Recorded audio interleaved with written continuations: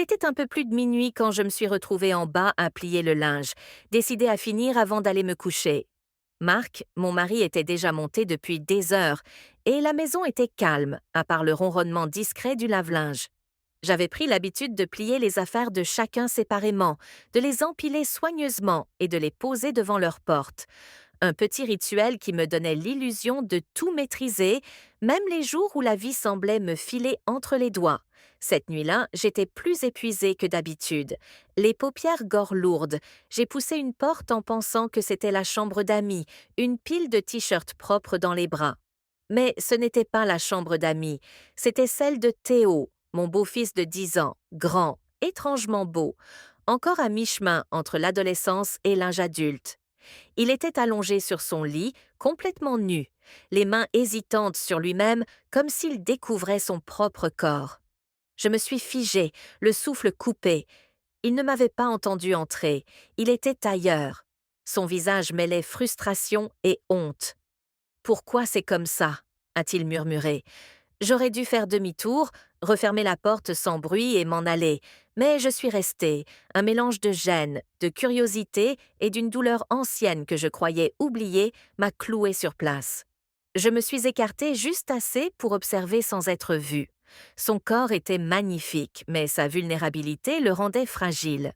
Cette courbe qu'il détestait, elle était tête épaisse, puissante mais pliée selon un angle inhabituel qui le faisait grimacer.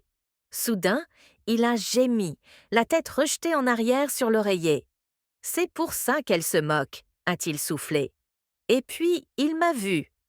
Ses yeux se sont écarquillés d'horreur. Il a attrapé un oreiller pour se cacher, le visage écarlate. « Claire, je suis désolée, je croyais que c'était la chambre d'amis. » J'ai bafouillé en serrant maladroitement les t-shirts, on est resté là à temps dans un silence lourd comme du plomb. Et puis, quelque chose en moi a basculé.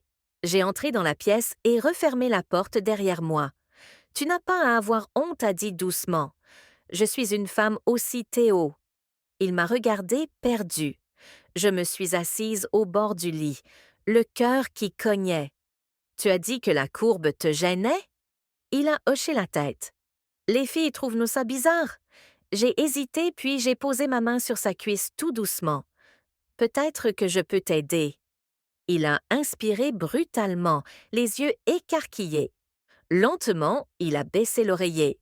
Je l'ai touché avec précaution en essayant d'être détaché, mais mes doigts tremblaient.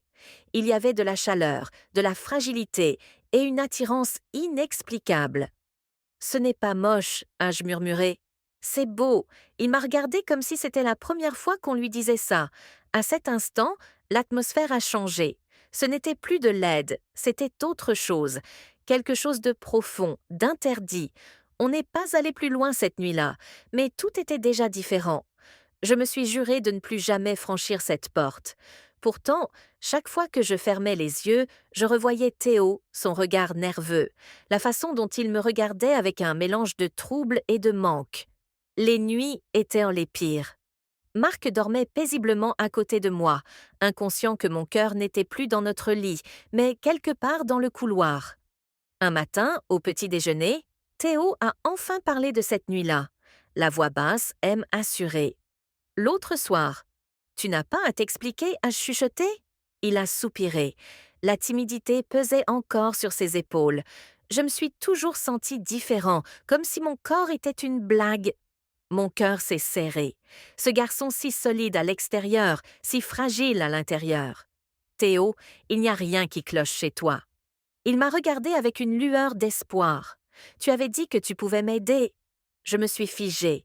On devrait peut-être oublier. « Non », a-t-il répondu doucement. « Ça va ?» Mais la tristesse était toujours là. Ce soir-là, Marc était sorti avec des amis. La maison était trop silencieuse. Je me suis retrouvée devant la porte de Théo, le cœur battant à tout rompre. « Entre !» a-t-il dit avant même que je frappe. Il était assis sur son lit, ton la même vulnérabilité dans les yeux. « Je ne devrais pas être là », ai-je murmuré. « Si toi tu devrais, on ne peut parler, on sait juste regarder. Deux êtres coincés dans un instant impossible à nommer. » « Je n'arrête pas de penser à cette nuit », a-t-il avoué. Moi non plus. Il s'est approché. Je peux t'embrasser? J'ai été submergée par sa sincérité. Il m'a prise dans ses bras avec une tendresse qui m'a brisé le cœur.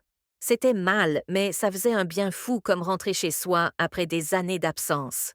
Il s'est reculé légèrement, cherchant mon regard. Avec toi, je me sens complet. Tu l'as toujours été, ai-je soufflé. Nos lèvres se sont trouvées lentement pleines de confusion et d'émotions brutes.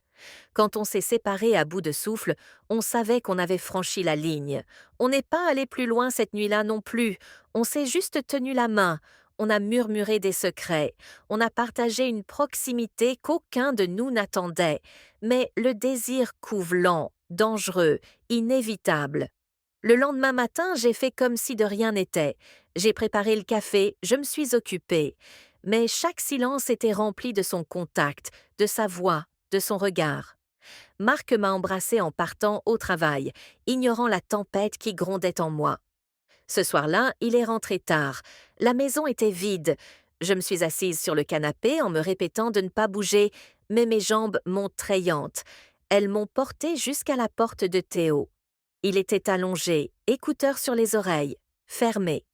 Quand il m'a vu, son visage s'est illuminé d'un mélange d'espoir et de peur. Je ne devrais pas être là, ai-je répété, si toi tu devrais. On n'a pas précipité les choses. Chaque caresse était lente, délibérée, chargée d'une émotion douloureuse. Je n'ai jamais ressenti ça, a-t-il murmuré contre ma peau. J'ai fermé les yeux. Prends ton temps, fais que ça va la peine. Dans ses bras, pour la première fois depuis longtemps, je me suis sentie vue. Pas comme épouse, pas comme belle-mère, juste comme Claire. Monsieur?